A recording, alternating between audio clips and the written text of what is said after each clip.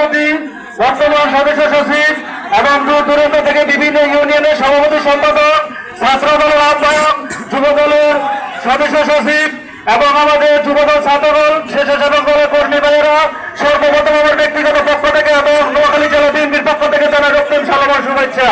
আসসালামু আলাইকুম ওয়া রাহমাতুল্লাহি ওয়া বারাকাতুহু। আপনারা জানেন গত 5ই আগস্ট এই দেশে ব্রিটিশ সরকারের বিদায় হয়।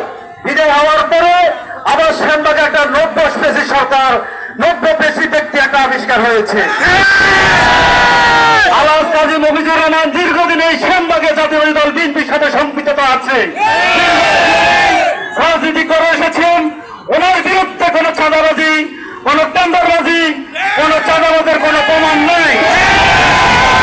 5ই আগস্টের পরে এই সেনবাগে বিএনপির নাম গেছে, তারা এখানে লুটপাট করতেছে।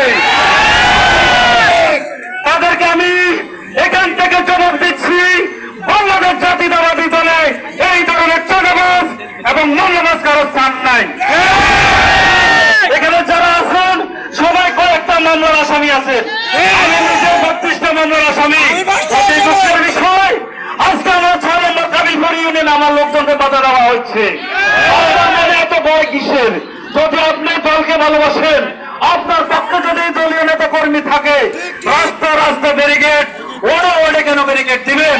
আমরা এখানে শহীদ প্রেসিডেন্ট জিয়া রহমানের আদর্শের দল সিপাহী জনতার মাধ্যমে কিভাবে শহীদ প্রেসিডেন্ট জিয়া রহমান ক্ষমতা অধিষ্ঠিত হয়েছে সেই সম্বন্ধে আমরা সাথে সিপাহী জনতার আলোচনা করার জন্য আমরা এখানে এসেছি। সুতরাং আমরা চাই এই সেনবাগে বাংলাদেশ জাতীয় দল বিএনপিকে শক্তিশালী করার জন্য আমাদের যা যা করার আমরা তাই করব এবং এখান থেকে আলহাজ কাজী মফিজুর রহমানের নেতৃত্বে আমরা সবাই ঐক্যবদ্ধ। এই সেনবাগে একটা সুন্দর